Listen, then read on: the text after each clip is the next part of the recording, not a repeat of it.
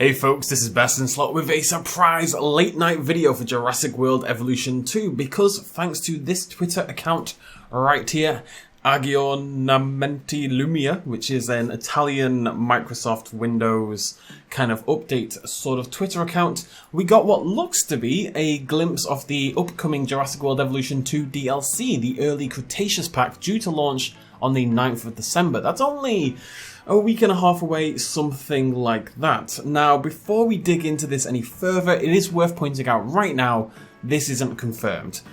I suspect this is real. So this pterosaur we're looking at, again we'll talk about that in a second, is very, very convincingly well made. The account is actually quite reliable. It's followed by the official Xbox channel, blah, blah, blah, blah, blah. Usually I'm quite hesitant talking about this kind of thing because I suspect it's usually fake, and I'd like to point that out straight ahead. And I'd like to say for this one as well, there's always a chance that it's not real.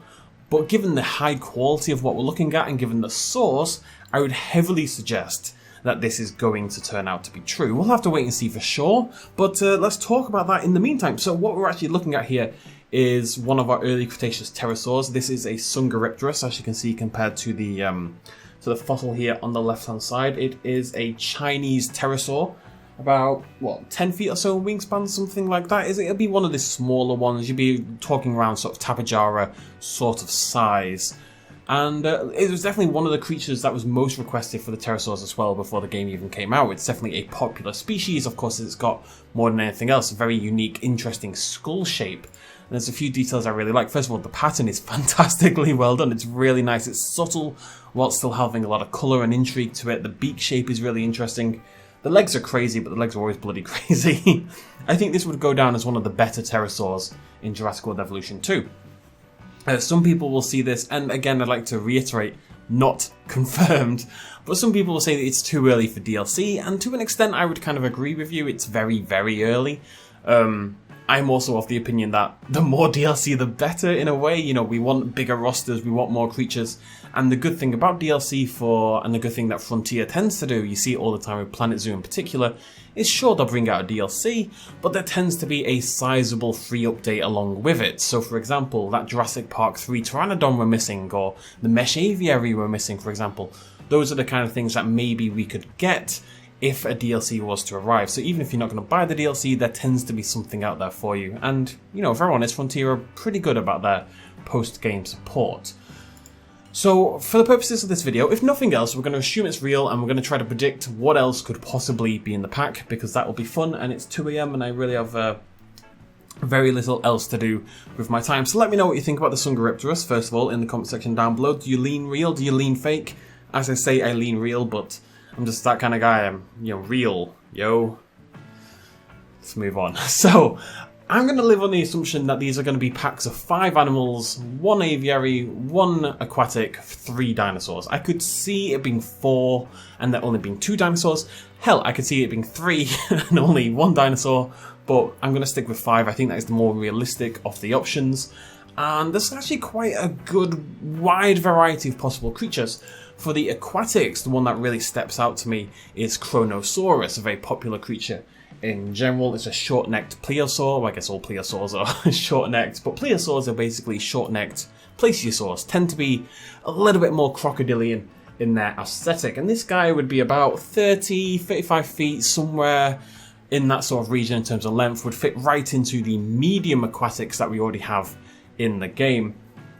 Australian, Colombian kind of creature. Chronosaurus would be pretty popular. It might be a little tough to sort of separate it out from, say, the Leopleurodon and stuff like that. We already have Leopleurodon, Tylosaurus. I know they're not necessarily all the same grouping, blah, blah, blah, blah, but aesthetically, I think marine creatures can be quite difficult to separate without getting a little crazy. We'll have to see. Maybe the idea here is to give us a really realistic Chronosaurus, and that would actually separate it from the ones we already have.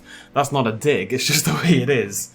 Other options though for the actual dinosaurs themselves, so that's my bet for the marine reptile. There's tons of hyper popular dinosaurs. I'm going to mention a few more at the end, but I picked my favourite 3. Utahraptor, brilliant art here by Julius Kostnvi. Utahraptor would probably be one of my choices, one of the largest dromaeosaurids from North America, funnily enough. What a coincidence that Utahraptor was from North America. It would be cool to have a new Dromaeosaurid. We didn't really get any added to the game. You know, we've got the Raptors, we've got the Deinonychus, but it's actually a fairly neglected area of the game right now, and there's so many cool dinosaurs out there. Again, I think this is an area where you might struggle to render them realistically, or not to render them realistically, but to separate them from the existing dinosaurs. If we're going to assume we're not getting feathered dinosaurs, at least until Dominion, then, oh God, what a good surprise that would be though if they just casually dropped a fully feathered Utahraptor. But let's assume that's not the case. But it would be quite hard to separate it from the existing, from even just a Velociraptor, because obviously our Velociraptor is massively oversized, and they need something that separates them other than just a slightly changed morphology. But Utahraptor, a very popular dinosaur, of course, would be a good bet. Hypsilophodon, I've used the Isle art here. I couldn't find the actual artist. It is the Isle's model. Please do let me know who the artist is. It's a little bit out there, for sure, this little Ornithischian. But there's a few reasons. Again, it's a very popular dinosaur. It's found here in Blighty on the Isle of Wight, and you know Frontier loves their British dinosaurs. It'll be about 1.8 meters, 2 meters long. It's kind of gone back and forth in terms of its sizing, but it's about the same size as Homalocephali. It would be another very popular, cute little herbivorous dinosaur, which I think would be a big hit with the fans. And again, this would be a good opportunity to push the boat out a little bit. You know, this might be a little bit speculative, but these little Ornithischians have quite a good history of showing feathering as proof. That was a really weird sentence. They've got quite a good history of feathered proof. Did it again. And I think you could, even ignoring the feathers, you could come up with like a fairly interesting design for this little guy. I don't know. And finally, this would actually be the one I'd be most confident on. Irritator, again, another hyper popular choice. We haven't, again, had a new Spinosaurid since the base game came out. You know, Baryonyx, Suchomimus, Spinosaurus were all there in the... Well, Baryonyx came with the Fallen Kingdom update, but that was like a week after. So it's been a few years now since we had a new Spinosaurid. It's time we had a new one. Irritator would fill a whole new niche. It's actually smaller than Baryonyx in reality. But given the Baryonyx in Jurassic World Evolution is already undersized, I suspect Irritator would be about the same size as the Baryonyx. But much smaller than the Suchomimus and much smaller than the Spinosaurus. And it would, again, you'd have the sail and stuff like that. You can see how different this already feels compared to the Suchomimus, compared to the Baryonyx. Just giving it a sail would actually separate it from both of those dinosaurs pretty well. You could go a little crazy with the colours. It's a cool dinosaur.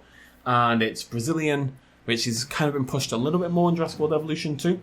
And it's got a really cool name, and it's called Irritator for a really cool reason, which I only found out today, is that because the skull, or I don't know if it's a whole skeleton, but the skull at the very least, it was kind of like sold to private dealers when it was first discovered, which always annoys people.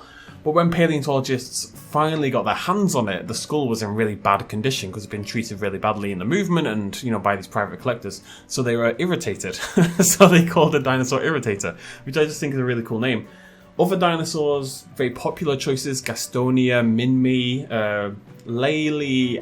It's not Lely. It's like I don't know how you pronounce it. Lelynosaura, Tenontosaurus, Supersaurus, Psittacosaurus would be a really popular choice as well. There's like a lot of early Cretaceous dinosaurs that would be hyper popular that we don't have in the game quite yet. So those would be my 5 guesses. But Sungaropterus is at the very least the I'm not going to say confirmed, but if the pack is real, it's confirmed. Let's put it that way. And again, it looks really good. I'm really impressed with the skull shaping and the patterning and the texture work on the critter.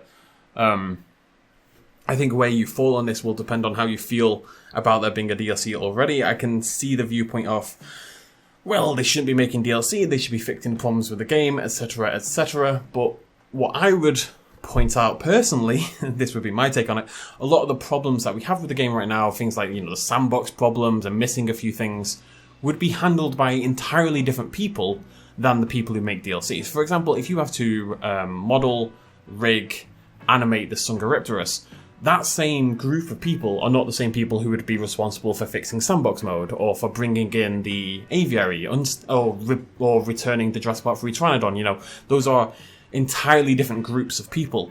And none of our problems with the game, at least from what I've seen, are concerning the models and the animations and stuff like that. So I think this is okay, personally. I don't mind it, but I always lean that way. I'm just happy to get as much content as I can for this game. It's completely up to you guys at home. But I would say, regardless of everything, hold off on being angry, if you're going to lean that way. until we get confirmation. You know, we don't know if this is real at the end of the day, so we're kind of going on it. I do think it looks genuine. I'm pretty convinced it's real, but, you know, I've been wrong before. Not very often, but I've been wrong before. Either way, we'll end it there. So let me know what you think. If a North Cretaceous, an early Cretaceous, I should say, that makes a lot more sense. If an early Cretaceous pack is real, what would you like to see in it? Let me know in the comment section down below, and I'll see you lovely folks next time. Thank you for joining me. Cheers much love as always. Bye-bye.